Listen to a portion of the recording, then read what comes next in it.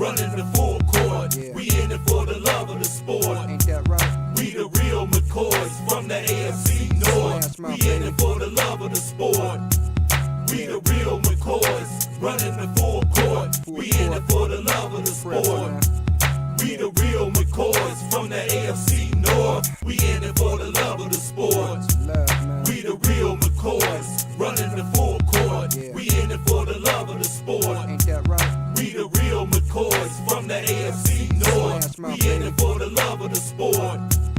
We the real McCoys running the full court. We in it for the love of the sport. We the real McCoys from the AFC North. We in it for the love of the sport. We the real McCoys running the full court. We in it for the love of the sport. Ain't that right? We the real McCoys from the AFC North. Good afternoon, everybody, East, West, North, South, worldwide, and welcome to All About Sports 216 with me, Keith Allen. Along with me, my man, Ed in Columbus. Good afternoon on this Sunday afternoon. I had a little slight brain fart. Think everything threw us off because the stream cut off a few minutes ago in the beginning, and we was kind of out of sorts. What's going on, Ed? How you doing? Well, I am not cutting out or cutting off or doing any of that cutting right now. We're going to have a great, fun, packed field show today. Ready to rock and roll, talking Cleveland Cavs, Browns, Guardians. Going to be a great time today with us. I want to do this. I want to steal your line. Chat lines are open. Chat lines are open. I always love to have fan interaction. So the chat lines are open. So I wanted to get that one out there, Keith, because, hey, technical difficulties, and we got to get that out there. Yes, feel free to holler at us. If you want to tell us about the Cavs, what you think about the Cavs, what you think about the Guardians, what you think about the Browns, since the Browns are back home from Greenbrier, West Virginia, and they got a game next week. Yeah, 4:00 Saturday against the Packers. I saw the advertisement today, Channel 10 down here in Columbus. It said Packers Browns Saturday 4. I'm like, wow, it's really here. It's really coming. Also in the chat lines, if you were at SummerSlam last night and got any feedback or anything, and want to talk great about the city of Cleveland, feel free to do that as well. Hey, like I said, it's crazy. Wow, it's been a big weekend for us wrestling wise. Wrestling wise, it has been a big weekend. Big weekend. It's like, man, far as what they have on Friday? It was like the kickoff, the SummerSlam kickoff had some festivities downtown, a big kickoff party where they all came out. I saw them on X and everything. That being down here in Columbus, I wasn't obviously there, but it started around 5:00, and it looked like it was. I don't know exactly where it was, but it looked like kind of by Rocket Mortgage Fieldhouse a little bit. And large attendance, Cleveland showing up and showing out like they always do. Oh, yeah, because they had about 60,000 or something there. Wow. And then you had the Guardians game between Baltimore and Cleveland as well at Progressive. Yes, and the Guardians who are continuing their winning ways, even though they took an L last night. But shit happens. Can't win them all. You can't win them all, but hopefully the Guardians continue on their winning ways today and everything. Now, we're going to talk about the Guardians as we're talking about the Guardians deadline acquisitions, and they are hot again. They are hot again. Also, we're going to talk about the Cavaliers. They're running it back with the core four. And, I guess it would be some interesting opinions about that. And also, the Cleveland Browns are back from Greenbrier, West Virginia. And next week is the first exhibition game for the Browns. Next week. But first, messed up right there. Printed the wrong thing. Okay, there we go. I'm up here doing things as I go along and stuff. First off, along with, like Ed said, the chat lines are open. Scrolling at the bottom, like, subscribe, watch, share. Do whatever you got to do to get it out definitely subscribe. We need all the subscribers we can get. Subscribe to the Alan Viz Media 2 YouTube channel, which is scrolling at the bottom. Subscribe to the Alan Viz Media 2 YouTube channel. As you all know, that we do come on every Sunday at 12. Even though might have to make a little amendment, a change for this week because we come on every Sunday live at 12, but we might have to come on another day Mm. because I got some duties I have to take care of next week. Also, and everything. Shout out to all the students that will be starting school this week, college, high school, whatnot. My niece will be heading down that way next Sunday at this time. For the OHIO. She'll be heading down there and everything. So start her freshman year off. Congratulations to Sydney. Um, so first thing we're gonna get into the Cleveland Guardians. Cleveland Guardians, who have the best record in MLB, are in first place by about 5, 6 games over. Gotta say, used to be Minnesota, but it's Kansas City now, if I ain't mistaken. And I did say Kansas City was going to stay a contender this year. Mhm. Over the Kansas City Royals, the Guardians lost last night to the Baltimore Orioles 7-4. Well, can't win them all. Can't win them all. But the Guardians also made things a little interesting. The ownership did make a couple of deals at the trade deadline, which they acquired outfielder Lane Thomas from the Washington Nationals.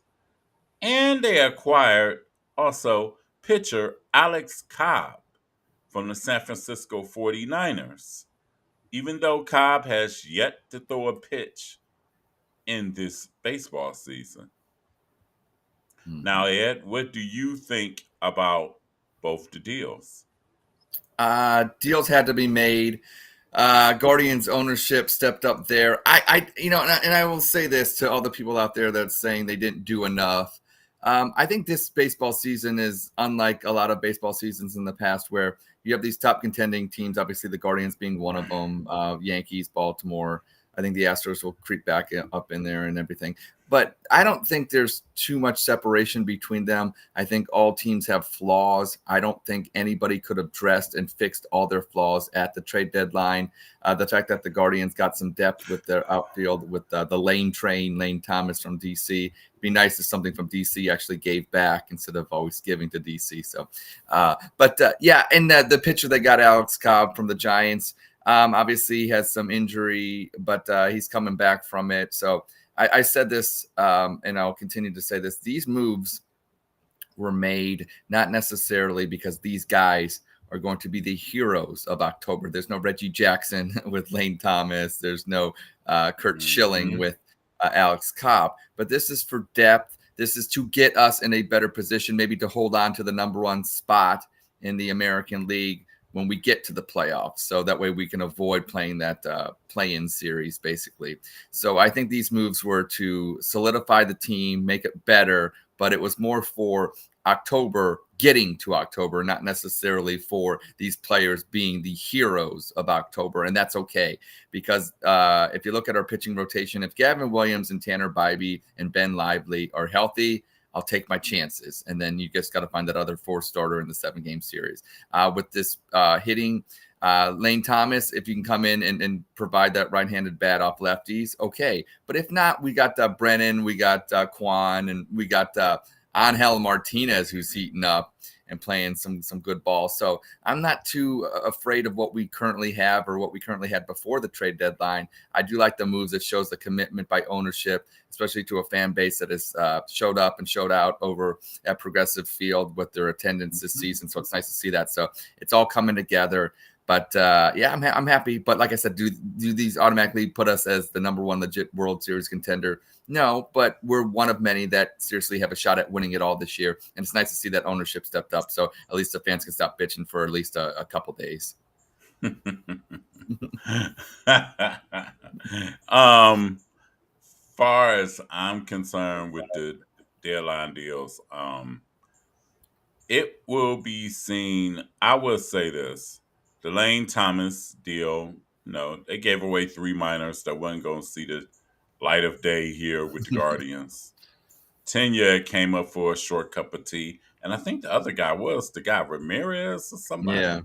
Yeah. He came up for a short cup of tea, but now with Angel Martinez and Joinski Noel, it's like they wasn't going to see no time up here. Right. Because, matter of fact, if you really want to think about it, think about it. The Guardians' prize first base prospect isn't even up here. Yeah. Kyle Manzardo. Nardo. Yeah, the one we traded for last year. Yeah, from Yes, Tampa. he isn't even up here. Yep. And I think, and they had prospects anyway to give anyway. So, like I said, what's the guy's name? Lane Thomas. Lane Thomas. Yep. Yeah, Lane Thomas can't hurt. You know what I'm Right. saying? He has speed, and he has a little bit of pop in his bat. He hit 28 homers last year, Yeah. and this year he has stolen 28 bases. Now, to me, the two biggest acquisitions that may loom large for the Guardians is pitcher Matthew Boyd, Yep.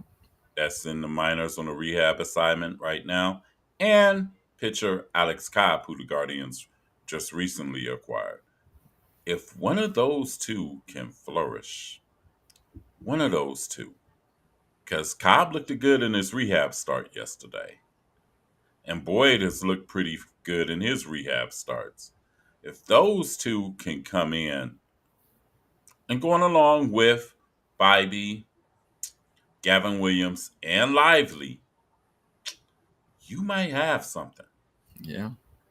You seriously might have something because we're not going to see Tristan McKenzie the rest of the year. I'm going to be honest. Mm. I don't think so. And I don't think we're going to see Logan Allen either the rest of the year either. Um, I would have liked the Guardians to acquire one more bullpen arm Mm. because I think we're going to see a lot of games where we're going to go back to the 2016 style of Hmm. Guardians play or Indians play, where Cade Smith is like the right hand version of Andrew Miller right now because he comes in the fifth and comes in the fourth inning and Yep. dude mows them down. And I would have liked them to see them get one more bullpen arm, maybe. But you know what? All's not lost because maybe you can move Carrasco to the bullpen, which I think he'll be much more effective because then he won't have to worry about going through a lineup two and three times. He'll just have to Oh, go definitely. through three, four batters, give it what you got, and he should flourish in that role, which he has flourished in that role in the past here. So if Cobb and Boyd can pay dividends, that would be huge for the Guardians in October. Yep. That'd be definitely You huge just for the need one of Guardians. them. Just need one of them to do That's that. it. That's it. Yep. I prefer both, Well, but yeah, right. Yeah. and what people don't remember is Cobb was an all-star Yeah. last year with the San Francisco Giants. Yep. And all I remember last year when Cobb used to pitch, the Giants were winning until he got hurt. So we'll see. We'll definitely see. The Lane Thomas acquisition is good, it's key and everything. It just made um, Freeman a utility player again and stuff. So, because I doubt if he'll be in center field again the rest of the year and stuff like that. But I liked it, Freeman, because he did a hell of a job out in center. He did. He did. But I think with Martinez, the emergence of him, I just think it's going to Yes. be, yeah, Thomas. Martinez and Thomas and Yep. Joinski Noel. It changed the Yeah. dynamic of the outfield because think about it. Will Brennan, the Guardians' prize dude at one time, Yeah. is back in the minors. And I was shocked. Yeah. They, Great problem to they have. outrighted Got him good players. immediately. I But know. Will Brennan got options too, so Yeah. so it really wasn't no big deal and everything. He'll probably be back up with the club next month anyway. But we shall see. Now, Guardians, let me ask you something real quick. Yeah. Name the Cleveland Guardians you need really to come through in August and September in the stretch run. Well, it's funny that you. Besides the status quo.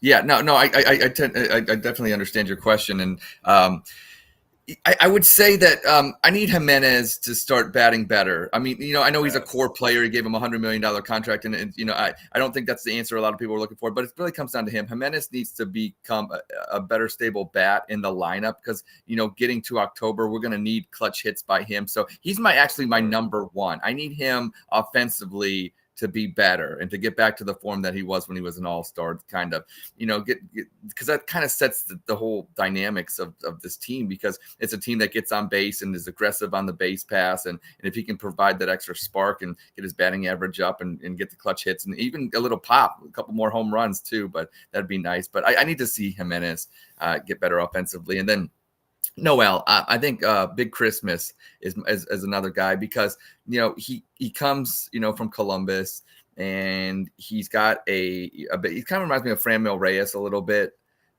He can be that spark, and if he can get hot and start hitting those home runs, because that's what basically. Let's be real, getting to October, we don't have that many more games left. I know it's been a long season, but it goes by quickly, and there's really not that many games left.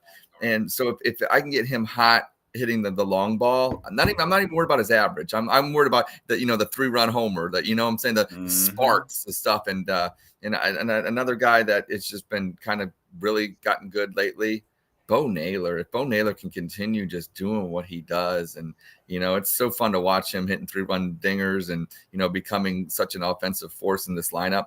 And those are my 3 guys right there. Besides, obviously, like you said, the Naylors, the Ramirez's, and things like that. They're going to be who they are. But to get us to October, like you said, in August and September, those are my 3 key guys offensively. Okay.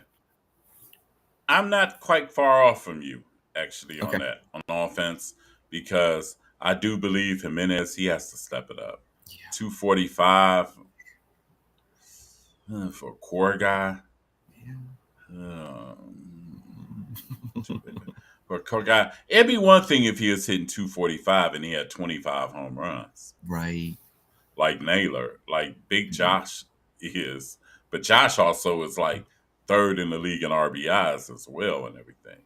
But Jimenez should be bet. He's great on defense, but for some reason, something is holding him back when he comes to the plate. But Jimenez is 1. 2, Bo Naylor. He has to come through because he's at the bottom of the order in the lineup. And lately, the bottom of the order in the Guardians lineup has been a minefield. At best, it's been a minefield. It's like, you remember when you say if you coach Little League baseball and everything, and if you get past your first 4 or 5 batters after that, automatic outs. Yep. That's what the Guardians' bottom of the order has been. So I need Bo Naylor to come through. And third, I'm going to go in the pitching route. I'm going to need Carrasco to get better and everything. Because Carrasco, let's just say this. He pitched decent Friday, but he only went 4 innings. Yeah. But Baltimore made him throw a lot of pitches too.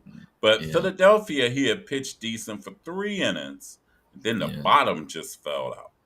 But if Cobb and Matthew Boyd can come up and you can move Carrasco to the bullpen where he can eat up innings in long relief along with Avila and Cade Smith, I think Carrasco could really pay dividends in that role in the bullpen. But we got to get Alex Cobb and we got to get Matthew Boyd in motion first. So, hopefully we'll see if they're coming up soon.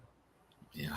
We'll see. But those are my 3 key Guardians. Yeah. Those are my 3 key Guardians. The rest of them, rest of the lineup and everything, keep doing what you're doing. Do your thing. Do your thing. Joinski Noel, keep being that home run threat. That's what. And I think he's better than Franmil Reyes. Oh, I do too. because I was just hoping for the 3-run bombs. That's what we need. because he can play multiple positions. Yeah. Framil Reyes, you cringe and hope that the ball doesn't get hit to him out in the outfield. Where at least Joinski Noel, he can field and Yeah. everything like that and stuff, Joinski Noel, and he could play first base in the pinch, and he probably could play third in the pinch and stuff. Yeah. And he could probably play left field as well. But need Joinski Noel to get some more timely hits. Because you think about Joinski Noel, his hits have came when it counts. Yeah, that Philadelphia home run that Friday night, that Yes. was a big one. I mean, yeah, you're absolutely correct on that. His hits have came when it counts. Yep. And hopefully the Guardians can keep doing what they're doing because right now, so far, we're in August. And I'm Yeah. going to be honest, I didn't expect this at all. I was wrong. If they had a thing where, Keith, you're right or wrong, I'm wrong. I was wrong about the Guardians. I'm sorry. I had the Guardians picked to finish in third, and I had Detroit picked to I win think, the yeah, division. a lot of people had Detroit higher than what Yes. they're doing this year. Yes, I had Detroit picked to win the division. I had the Guardians languishing in third. And look what you know, I had Minnesota in second. Yeah. So look what you know, nobody's seen Kansas City coming. Nobody. So Yeah. we had the AL Central all. Now we had the White Sox in last, though. We did have the Yeah, White Sox. that we did. We That got we that did. right. We did. We got that right. We did have the White Sox in last. I know Eloy Jimenez is glad to get out of Chicago. No, he is happy, rejoicing, celebrating. And he in Baltimore too. Mm. Ooh, wee. Yeah. And now, what is your impression, real quick, about the Orioles from what you've seen in this 3-game series so far about the Guardians? And it could be a possible opponent of the Guardians if the Orioles do not win the division. Because if you look at the bracket, Yeah. you know who's in the Guardians bracket. Oh, who would they play? Yeah. Because they would play the one. They would play the who I'm lost right now. So let's just say, is it who I the think Guardians win their series, Yeah. and if Minnesota falls to their longtime nemesis, guess who we face? Yeah, the Yankees. And that's what I kind of. Yeah, that's what I thought. Okay. But if the Yankees win the AL East, then that all goes changes away. that because then Baltimore slides changes to Baltimore. Yeah. But what's your impressions about the Baltimore Orioles so far?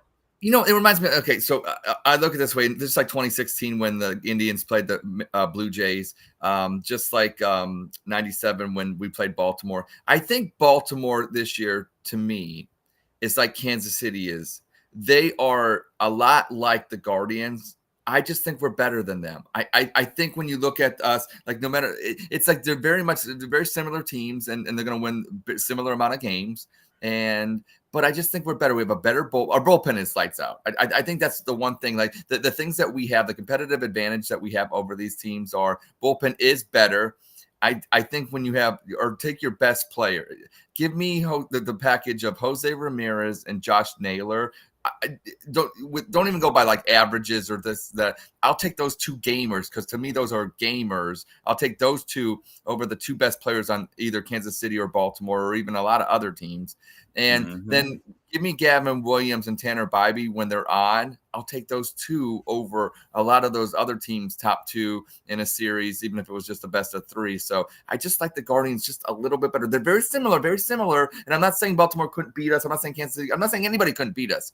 Right. I just think we're just a little bit better. And that's what makes me feel good about going into October. Because usually it's like I always feel like we're a little bit of the underdog and we have to play better than we have been to advance. I just think if the Guardians play their way, that can get them to the World Series. Unlike, having to do something extraordinary. If they just stay ordinary instead of extraordinary, Guardians stay ordinary, play their brand of baseball.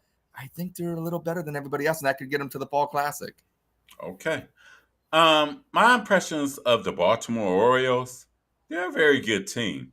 Young team and a little aloof in the field a lot of more aloof than I thought, which is Whoa! After surprising. that one play on Saturday, whoa, it was Friday Yeah, night. Ooh, yes, which is surprising, especially when you got Gunnar Henderson is short.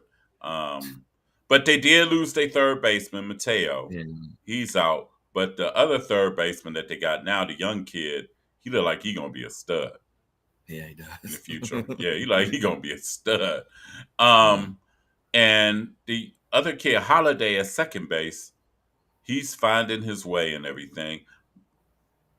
But the Guardians have better pitching, and that's yeah, hard for me to say with the ills of our starting rotation. If yeah.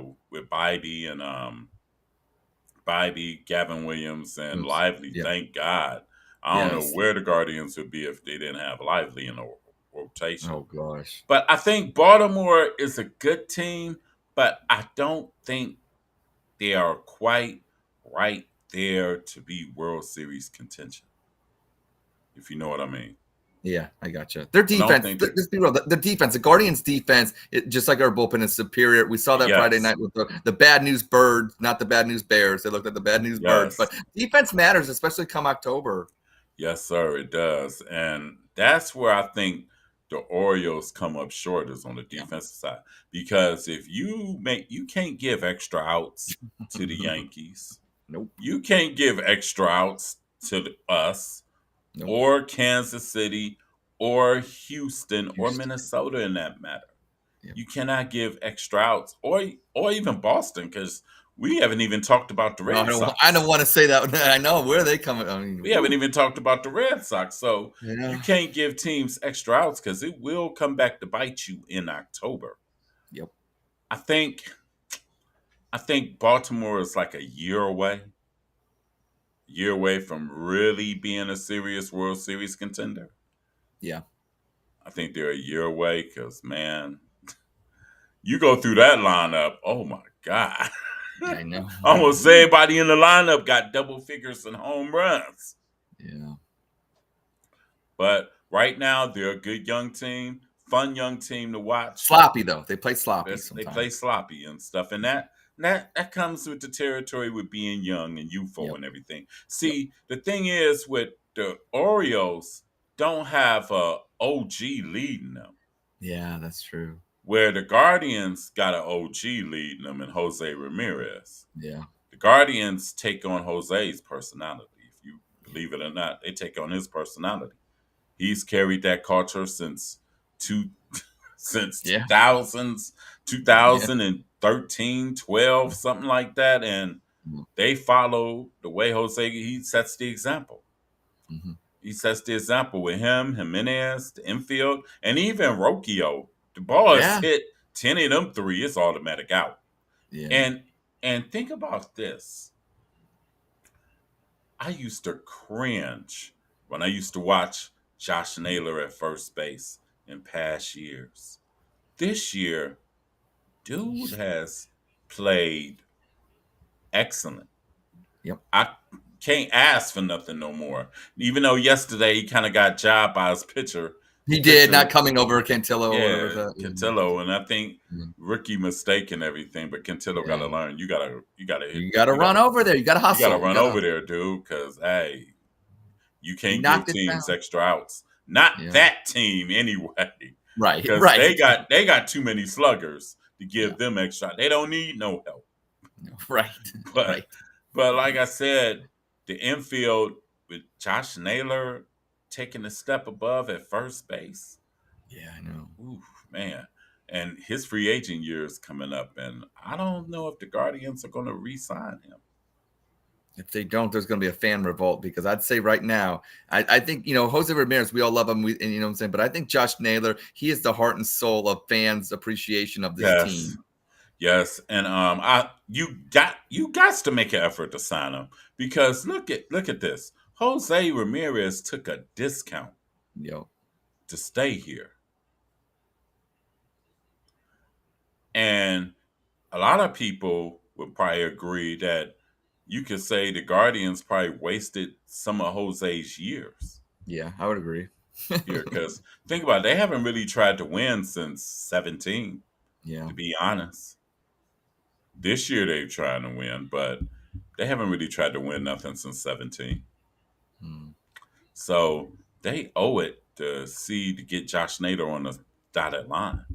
Well, what they need to do is, I think they got 2 years left of control over him after this year. What I would do is kind of like do what the John Hart did with the Indians back in the early 90s. You have control over a player. And so Josh Naylor, you go to his agent and say, look, Josh, you're going to make this amount for the next 2 years. We're going to control you. There's nothing you can do about it. Or you say, look, you signed this 3 or 4 year deal where, yes, you could get more if you waited those 2 years and they got paid. But that's if you stay at the current rate you don't get hurt. So it's a win-win for both situations, where we're going to give you more money in the 2 years that you had control here, plus the 2 years after. Make it a 4-year deal. Do what John Hart and the Indians did so wisely back in the early 90s. And I think you could make this window even bigger. So I think they'll get something done. I don't think it would be a PR nightmare if Josh Naylor walks. Right. And I know we have control over him for 2 years, but let's be real. It comes down to 1 year, because you can't have a player come back. It's just like a coach in the NFL. You don't want him being a lame duck, and then what do? So you got to get something done before that spring training starts of that following year. So we'll see. I hope he stays a Cleveland Guardian. I think he will. I think the front office isn't that stupid and that cheap, but we'll find out. We'll definitely find out. Plus, also, they could also have possibility of both the brothers being on the All-Star team next year. Well, that's the thing. Having Bo Naylor helps too. If I think having Bo Naylor can get off to a hot start next year, he'll be fix there. the Seals offensively, because he's a decent defensive catcher. Yeah, absolutely. You could probably have the brothers Naylor starting in the All-Star game next year. That's nice. Yes, definitely. Like Robbie and Sandy. Yes, sir. Yes, sir. But we're going to move right along. We're going to move to the round ball, the hard court, full court, with the Cleveland Cavaliers. The Cleveland Cavaliers are running it back. They're running it back with the core four, because the Cleveland Cavaliers just re-signed Jared Allen to a 3-year, $91 million extension, which he will make $131 million over the next 5 years. Which means the core four is back. Yeah.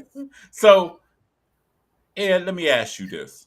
With Yes. the Cavs bringing back the core four and not adding no substantial pieces right now to this moment, Yep. what are the Cavs telling the fans? You know what the Cavs are saying? They're basically saying, we got rid of JB Bickerstaff. We hired Kenny Atkinson. We believe this guy can get the most out of the core four. We believe in the core four, and we're going to see what this core four can do. And you know what, Keith, I had some reservations, earlier during the playoffs and earlier in the season, last season. But you know what? I'm going to say this. I fucking love it. I fucking love that the Cavaliers front office is going all in on the core four, because here's the thing. They're 4 good players. They're really good players. Oh my God. Heaven forbid that, an organization in Cleveland especially has 4 good players, because let's be real, basketball team, it's not like a baseball team or a football team. You don't need that many great players to win a championship. I mean, it's nice, but having 4 core good players. Anybody in the league would love to have Jared Allen, Darius Garland, Donovan Mitchell, and Evan Mobley. We'd love to have them. It's a good problem to have, and we're going all in on it. That's fine, because if it doesn't work, you can take one of those good players and trade them. And I don't know, they're always trade assets. You're never going to lose when you have 4 good players. And it wasn't like when, they were playing, it wasn't like, oh my gosh, these players are horrible. Now they have to find a system that fits. That's why they brought in Kenny Atkinson. That's why Dan Gilbert, I think, said, you know what? I know I've kind of put I've been a meddling owner, and I've kind of put my stamp on these bad coaching hires. We won't mention their names, but we've had a bunch of them over the years. I think Dan Gilbert actually is right in this situation, because if you are going to be, contingent on the core four being the staple of this team, we'll get the right coach. And he feels this is the right coach. So I'm very excited about it, because like I said, the worst case scenario, it doesn't work and you trade a really good player and you'll get some pieces back and you can work that way. So, but why not see if it works? Everybody's like, well, you need to make some moves in the summer because other teams are, like I said, if Darius Garland returns to Darius Garland, we're not even talking about blowing up the core four. There's no talks about that. It's about maybe having Evan Mobley and Jarrett Allen maybe splitting up their minutes. But other than that, we're not talking about blowing it up, then are we? And I think that's what the whole premise of what they're doing over at Rocket Mortgage Fieldhouse and the Cleveland Cavaliers. I'm excited for it. I'm glad that we have these pieces. And not only do we have these pieces, we have them for the next 4 to 5 years by re-signing Jarrett Allen. It's not like, oh, one of them's going to be gone in 2 years. Now we have to make decisions. We don't have to make any decisions. We can let this whole season play out next year, see where we're at. I love it. I love the window that it opens up. And we have 4 really good players. Cleveland embraced it. And I'm kind of excited for it, Keith, if you can't tell. I see. You almost jumped out your hat. I'm going to say this. By the Cavs bringing back the core four, it says a few things. One, it says the Cavs are saying, but not saying, but they're really saying our previous head coach didn't know what the fuck he was doing. Let's just keep it all the way blunt. Yep. He didn't know what the fuck he was doing. But we're not going to say he didn't know what the fuck he was doing because he did bring this franchise back from the depths of hell. Yep. So he knew what he was doing where he could rah, get them in the spirit of playing. But X's and O-wise, he was lacking. He was lacking. 2, the Cavs are basically saying by these signings, more so the Jarrett Allen thing and the Donovan Mitchell thing, it's time for Darius Garland and Evan Mobley to join Jarrett Allen and Donovan Mitchell. Because to be honest, them are the keys right there. Evan Mobley, Darius Garland. Garland had an strange off year and everything. So, because if you really think about it, the last 2-3 years, Darius Garland been on point. Yeah.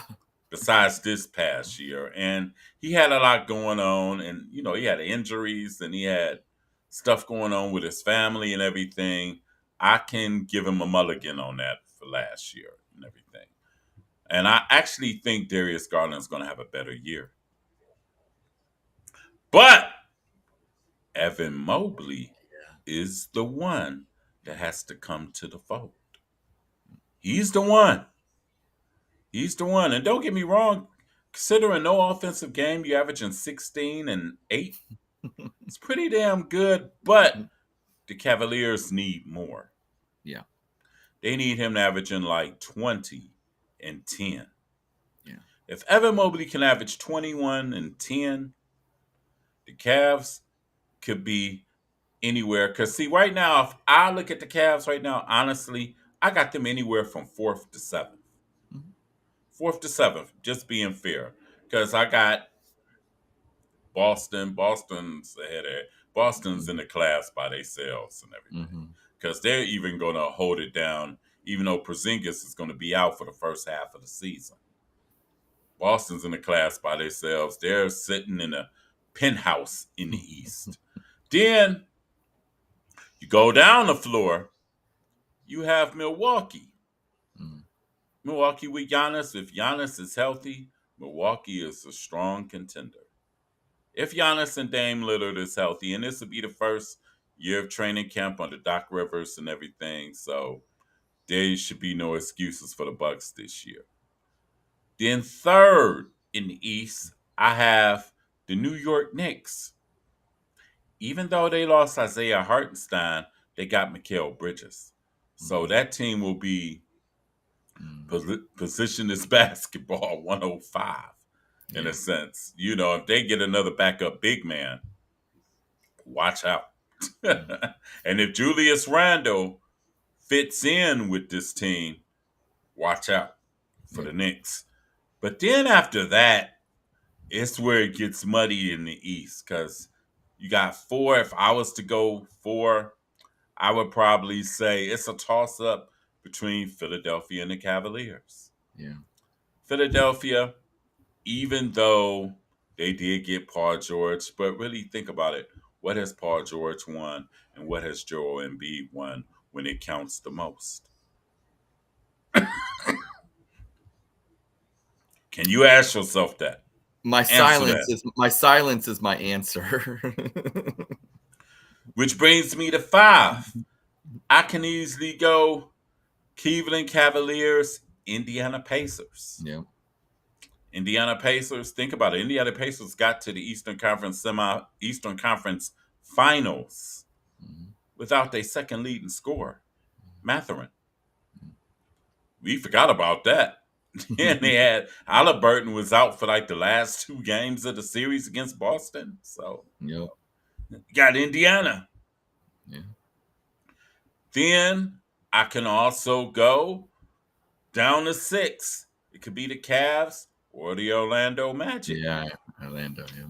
Orlando did nothing but pick up Caldwell Pope, which he will help them out on defense and 3-point shooting. And they're a young team Yep. on the rise. They're a young team on the rise, and they play hard for their coach. So, and you got in the 7th, and like I said, the Cavs are lumped in that group right there. Yep. They're lumped in that group. So, but if Evan Mobley and if Darius Garland can regain his past form, which he had the first year when him and Donovan was together, and Evan Mobley can go be that 20-point scorer and 10 rebound a game guy, I could see the Cavs maybe 3rd Yeah. in the East. Or shit, all depends. If Milwaukee has injuries and stuff like last year, who knows?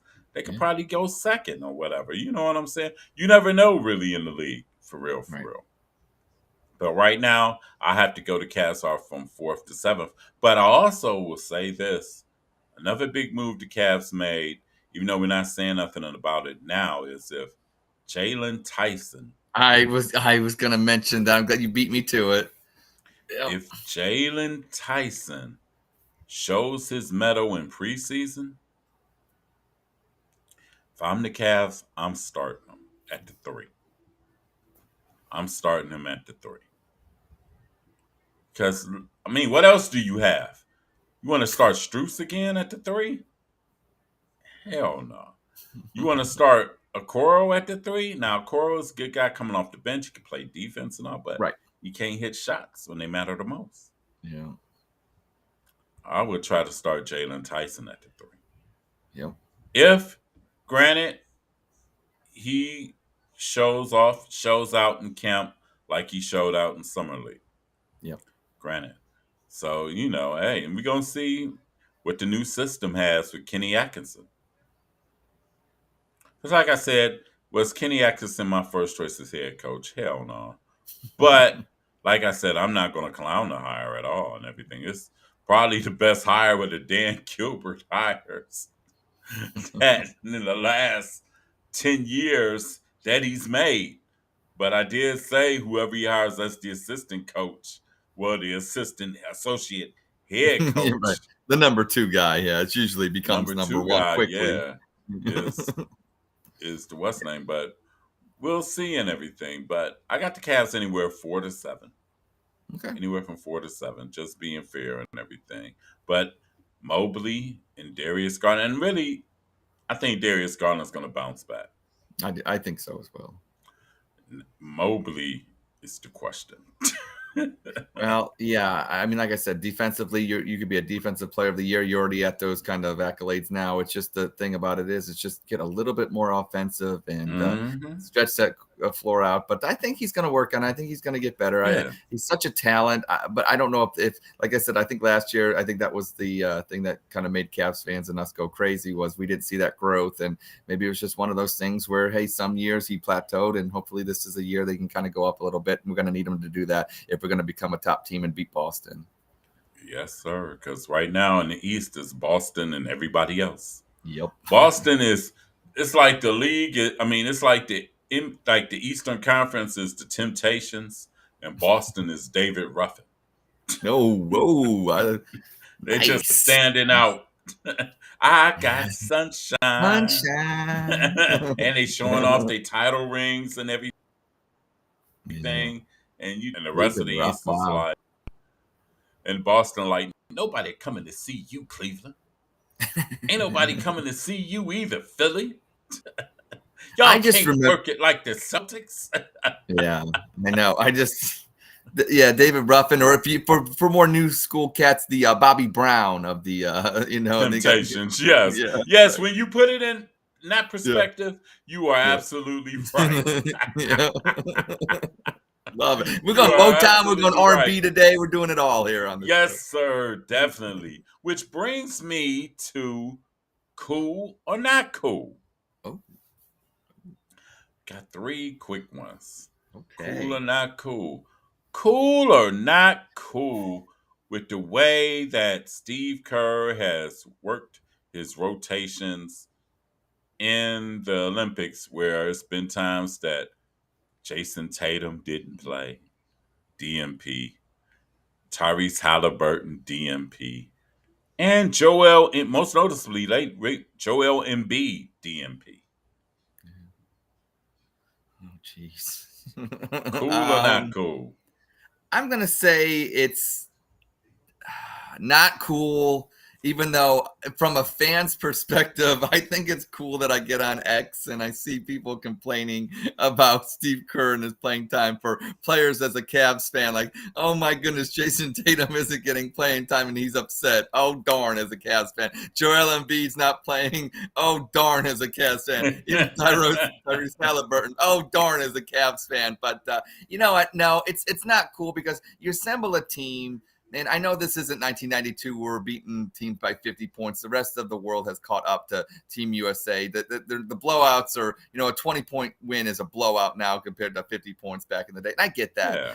But I also say this, when they put Derek White on the team over, like, and no offense to Derek White, I know a team needs certain players and there were some justifications for him, but I don't know. When I think about NBA stars, I can think of a million more than Derek White. So I think if you're going to go the route of, oh, we built this team, and then you got a team where you're not even using three players, now that argument kind of goes out the window. So Steve Kerr, not cool, because I think even Chuck Daly in 92, he even got minutes for Christian Laettner. And I know that the spread was a lot more, but you got to give him at least 3 minutes a game. I mean, they put on a jersey, they suited up. I mean, there's no reason why they shouldn't play at all. So not cool, Steve Kerr. And you know what, Steve Kerr, I'm never going to get over you beating us 3 times in the NBA Finals. So not cool. I will say this: if Jason Tatum and Jaylen Brown score like 50 points apiece when Boston plays Golden State both times this year, you'll know why. But Right. I'm gonna go with not cool, not cool, and because come on, even though the world has caught up a little bit, it ain't like the United States is winning these games by 2 and 3 points. They're not nail biters. I mean, you could have found minutes for Jason Tatum and Tyrese Halliburton in the one game where they didn't play against Serbia. They was blowing Serbia out at the Yeah. end. Yep. And you could have found a couple minutes for Embiid against the Sudan. No excuse. Not cool. Not cool. Not cool at all. Because, I mean, come on now. That's kind of embarrassing if you really think about it. And I understand the Team USA concept and all that, but it's not like you barely beating these teams Right. at all. Now, if they was barely beating these teams by 1 or 2 points and stuff like that, my conversation might be a little bit different. But since the United States is having a way, which I Right. think they're going to get the gold medal because I don't see nobody beating them. For real, for real. If they really decide to come out and play, nobody's beating them. Correct. Not Canada, not Serbia, not I don't see it. Yeah. Matter of fact, United States plays Brazil next for the men in Mm. the quarterfinal round, but not cool. Right. Not cool at all. Mm. I agree. Which brings me to my second cool or not cool. Um, let's see. It was something I had. Oh, let's see. Okay. Cool or not cool of Cleveland's proposal to the Cleveland Browns? Jeez, I'm glad. Okay, this. Uh, Not cool. Here's why. It's a disingenuous offer, and here's why. You don't negotiate in the Ed, you media. must be doing a spot probing into my brain. Well, hey, great minds think alike, Doing and a Vulcan mind meld or something. so obviously the $461 million proposal by the city of Cleveland to the Cleveland Browns and the Haslam Group about the stadium renovations, not cool.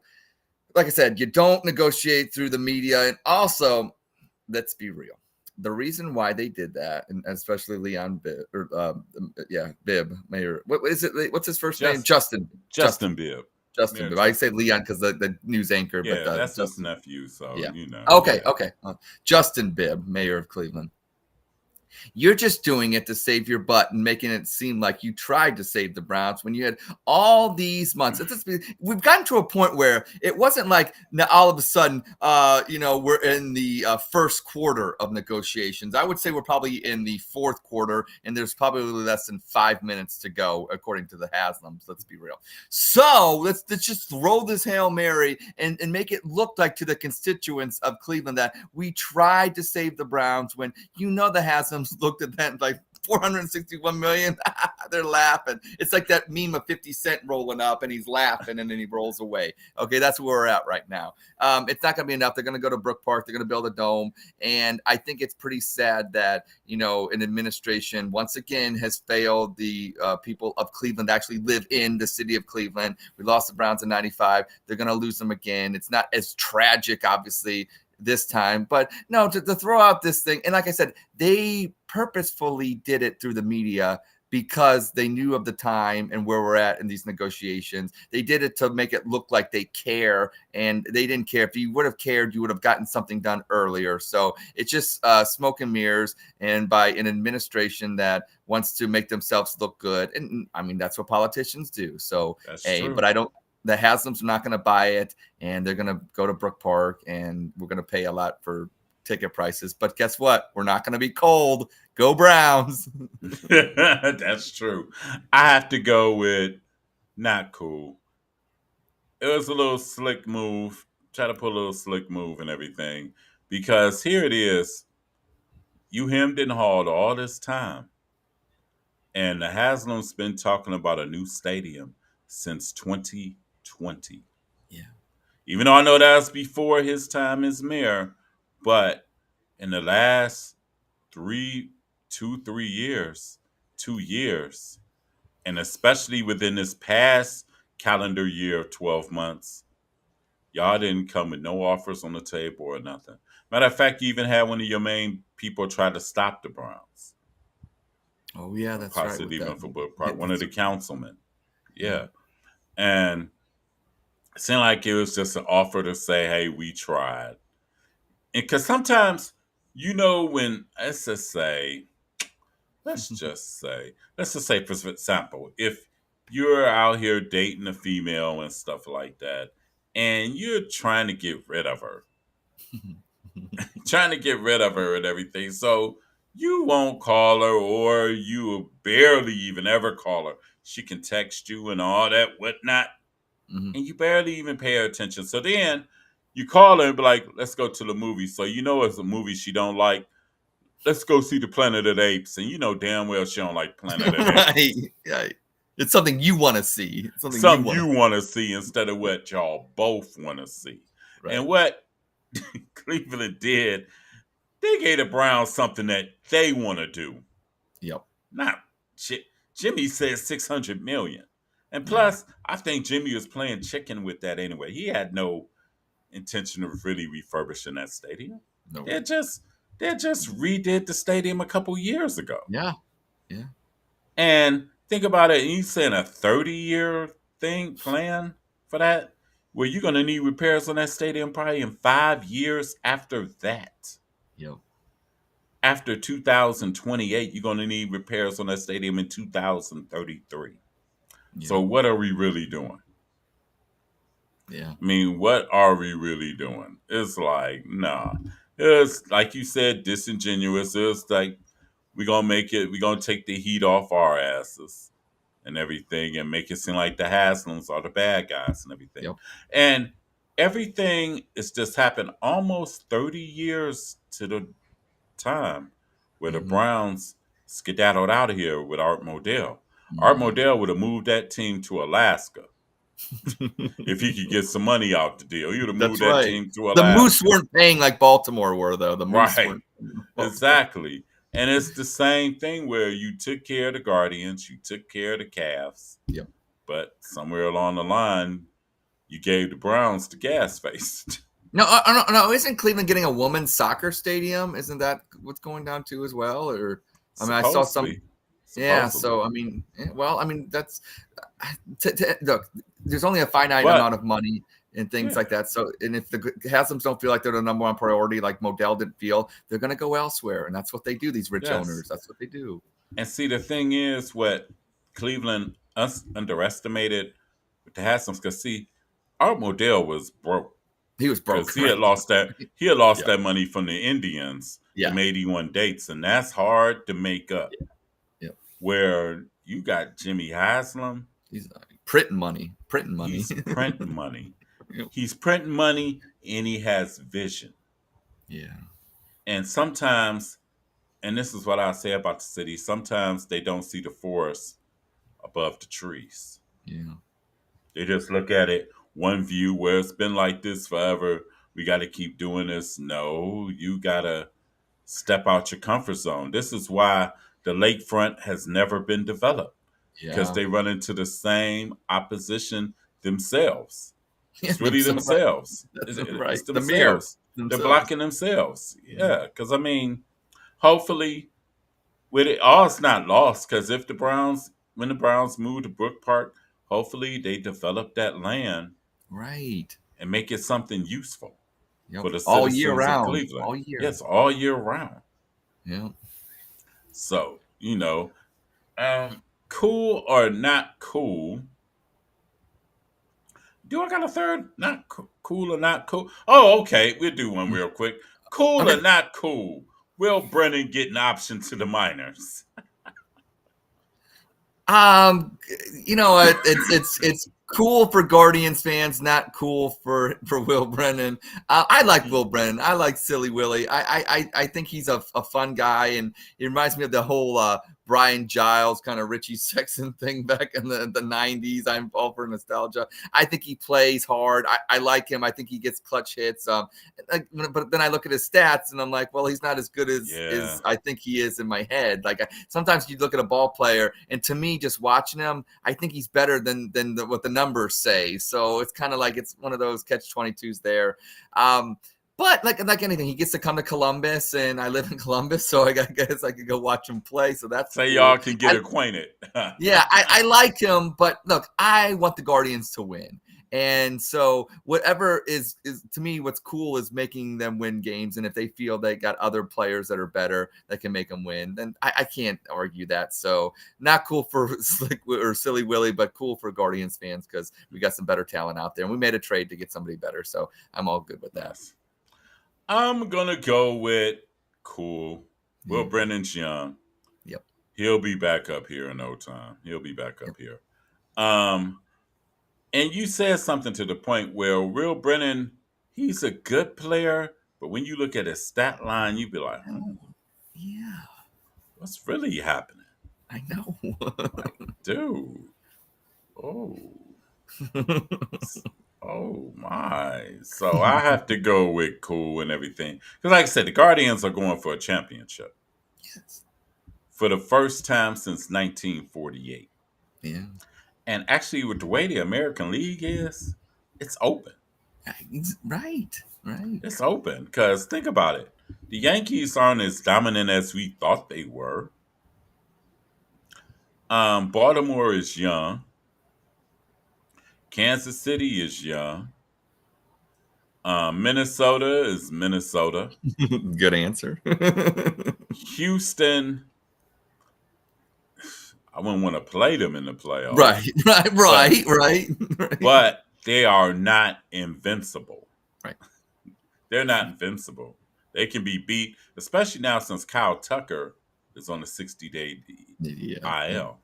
That's huge. I mean, Houston probably like, God damn. Again. Again, we done lost two or Yeah. three of our Yeah. pitchers. Now we losing our all stars. What in Yeah. the world? What Oh, what what ball is going to drop next? yeah. But like I said, Will Brennan sometimes, he's the sacrificial lamb this time, unfortunately. Yeah. But he'll be back up. He'll Mm. be back up, and I don't. But he might get traded next year. Yeah, I mean, well, that's the thing about having players in depth and things like Yeah, that. I mean, hey, if there's not a spot for him in Cleveland, then well, hey, we'll use you and we'll find somebody that we can get for you. yeah. And think about it. The worst thing that happened to Will Brennan really was Jokinski Noel. Yeah, pretty much. For real, for real. When you hitting 3-run homers to tie games, and Yeah. hey, Our big Christmas was not his Christmas. exactly.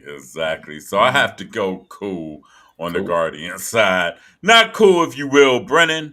But right now, the Guardians trying to win the World Series Yeah. and everything. But we gonna move right along real quick because we pressed for time. The Mm, Cleveland Browns are back home mm, from Greenbrier, West Virginia, as the Browns will be having some open training camp dates for the fans to attend in Berea and everything. Get used to it, everybody. Get used to the Browns being out there all the time mm. in the next few years. And plus, another thing with that cool or not cool, far as with the Cleveland thing, you waited late, and Jimmy Haslam has to make a decision. He has to make a decision Mm. because it's 2024. It'd be 2028 real quick. Think Yeah. about it. We're 4 years away from COVID. Yeah. That quick. And the lease ends in 2028. Oh. So they got to figure out what they're going to do in 2029. But anyway, the Cleveland Browns are back in Cleveland, Ohio, and they are at their training camp facility in Berea after being in Greenbrier, West Virginia for the past, let's say, 9 days, 10 days. So, yep. Anything?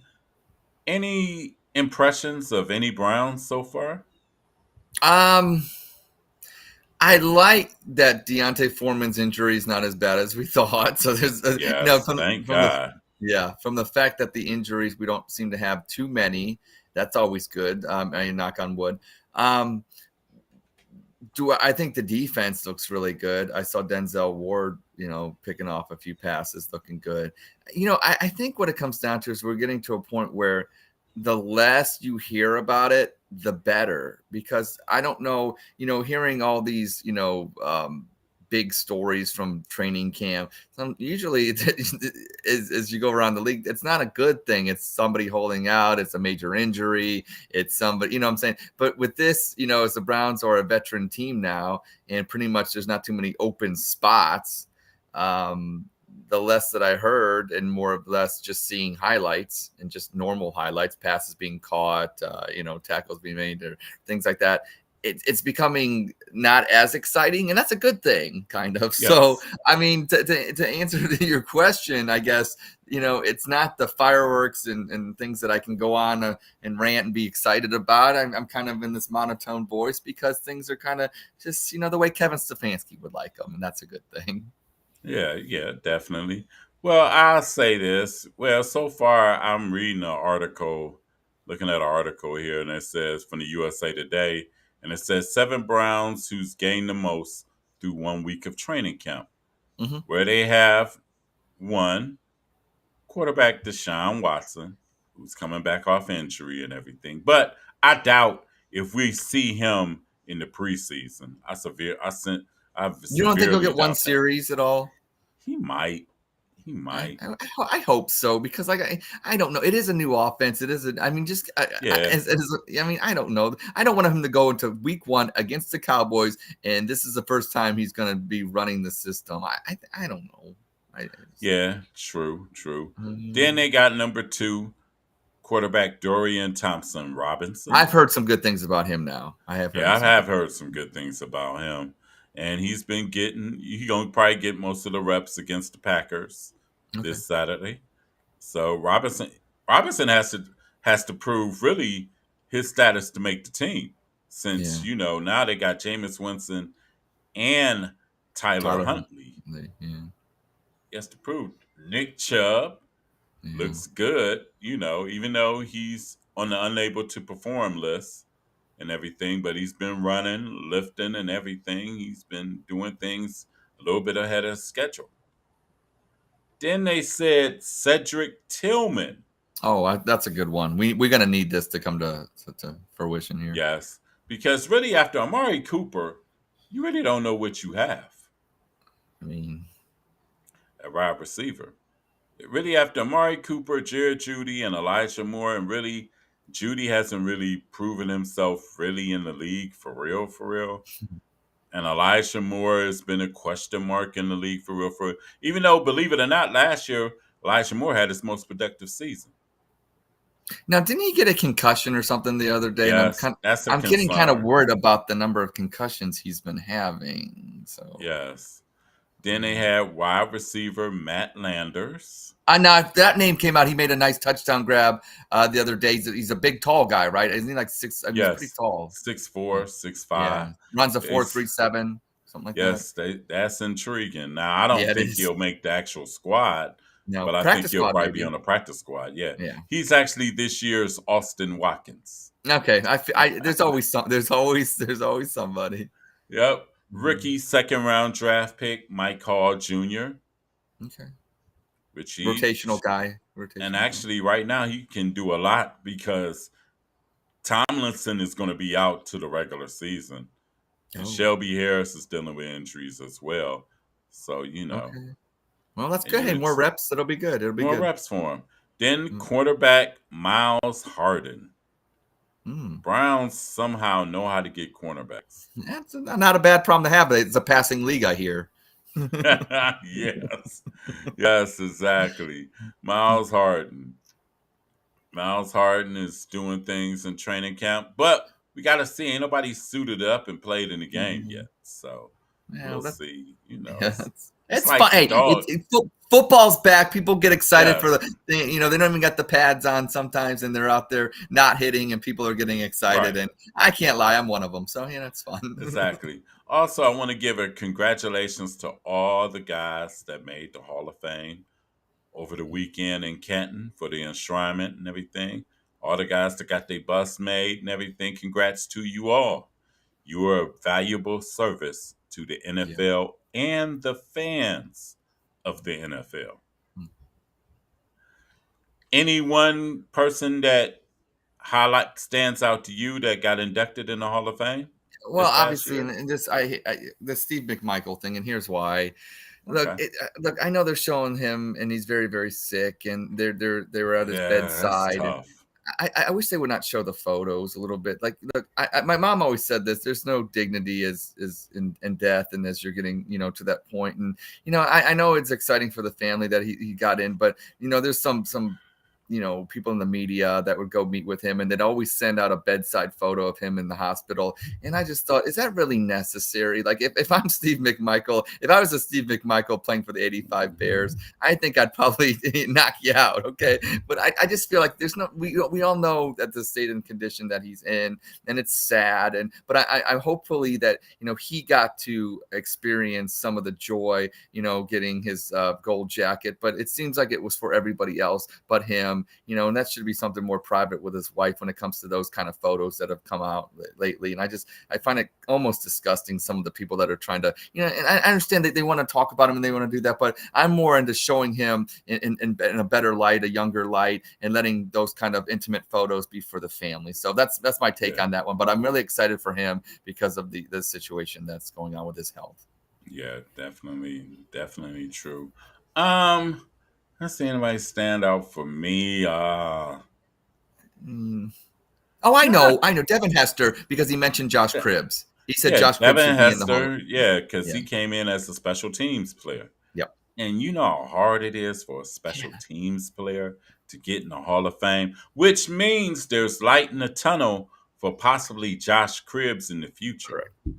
I don't think it's going to happen no time around now, but I Mm. think gradually as Yeah. time goes on, he may be recognized. Yep. But other than that, congratulations to all the guys that made it and everything. And congratulations to all the fans that came out to the Guardians game, which was sold out last night. And that came out to Super Slam at the Brown Stadium also last night, Yep. which I think they drew 60,000. Yeah, it was like 57, 9 something. So yeah, 60,000. Yep. Yes. Shout out to all y'all fans. Give yourselves a pat in the back. I think today's Guardians game should be a sellout, if I'm mistaken. Yeah, I would. Yeah, I mean, Yeah. try to get 3 out of 4. Let's go, Guards. Let's go, Guards. Let's get back to the winning ways, even though ain't gonna be easy because they got Burns going for Baltimore. Yeah, they got Burns, So, but we got Williams. We got Williams going. yeah, we got Gavin Williams today. Yep. So let's go, Guards and everything. Which brings us to the conclusion of All About Sports 216.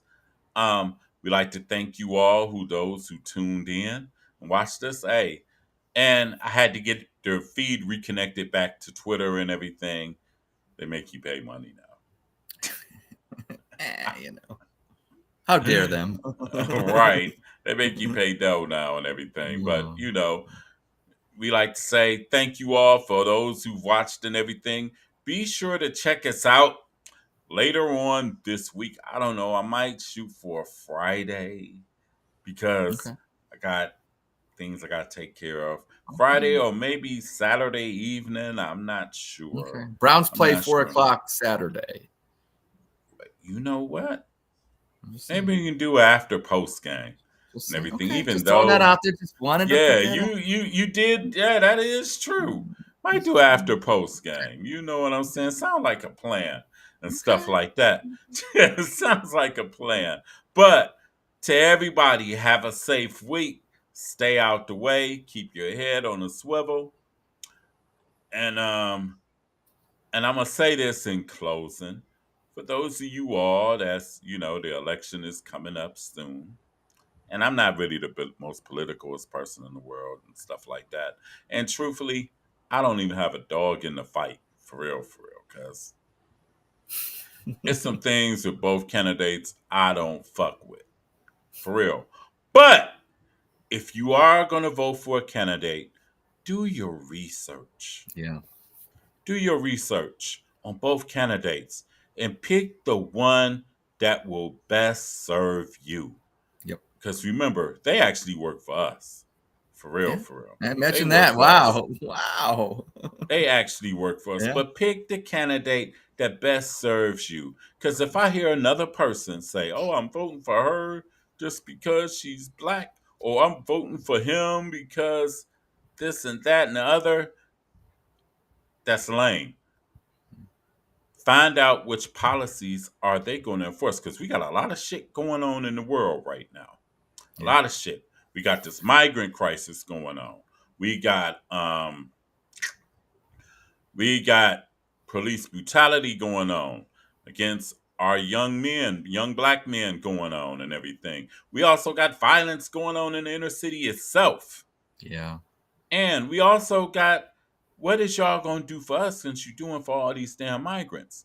And we also got a situation where they're funding all these wars abroad, but yet some of our own people that served in the military, some of our own people in the United States right now, living now, can't get an apartment, can't get shit to eat, gets nothing. But yet, you letting people come in this country illegally and you servicing them like this is just like a smorgasbord.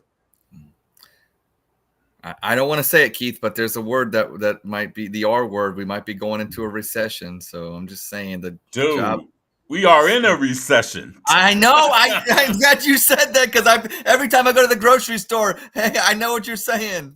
And also, speaking of that, what you just said, Ed, grocery stores, you're paying like 2 or 3 times what you were paying in 2019.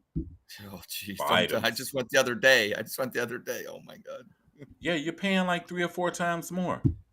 So it's a lot of things that, and then also ask your candidates, ask Kamala, what is you going to do about the border crisis? Ask Trump, is you really going to give these cops immunity? Yeah. Especially after they killed the one young lady recently, Yeah. one young Oh, lady yeah. in her house. That was disgusting. And you really talking about giving these cops immunity? Yeah. And see, that's why I said if it's up to me right now, if voting was today, I couldn't vote for neither one. You vote for me, Keith, though, right? Yeah, I'll write you Okay. in. I'll Okay, you write can you vote. in. All right. Can vote. I don't know But if I want the also, job. and also vote logically, do not vote emotionally. Thank you. Vote Well said. logically, not emotionally. And also make sure if you're gonna go trot your ass down to the polls and vote for the president, please make sure you trot your ass to them polls to make sure you vote for your local and state. Yeah. It 'Cause starts that's at the the local stuff. level. It starts at the local level. Yep. Where you at. Yeah. President ain't nothing really but a figurehead. Yep. Ain't nothing really but a figurehead. We got a comment. What's up, Sean? We going a little bit of overtime and everything. Salute to you too, my man. Yes. Definitely salute to you and everything. But like I said, vote for the candidate that suits your needs. Now, if you like getting, let's say, if you like it where you don't want your taxes as high and you're a business owner, more than likely you're going to vote for Donald Trump. Just keeping it all the way real. Yeah, you're not wrong. But if you know that you're a person that's based on a lot of these programs going on and everything, and if let's just say you want your free cell phones and shit like that, you better vote for Kamala. I'm just keeping it 100. But vote for the candidate that serves you best, but do not vote on emotion. Vote logically. Yeah. And make sure you vote for your state and local governments. Yeah. And that's my public service announcement.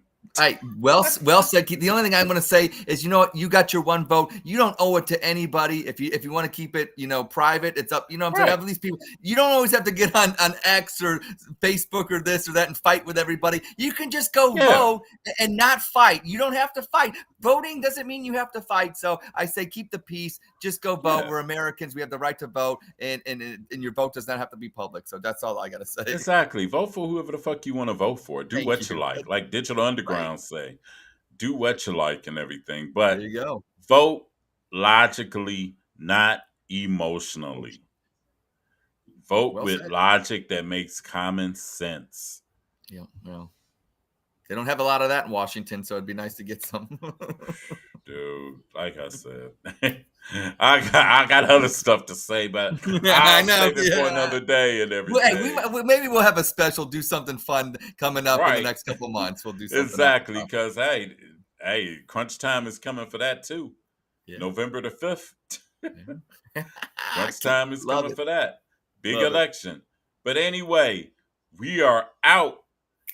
Everybody, be sure to watch the Browns next Saturday and everything. We'll probably have a post game for the Browns game and everything. We ain't going to have a pregame because we ain't previewing no preseason game. Hell no. And then it won't be a show next Sunday. But it'll be a show next Saturday evening, more than likely, about 7:30, 8 o'clock. And so I thought about it. Yeah, that makes the most sense. Yeah. But anyway, we are out.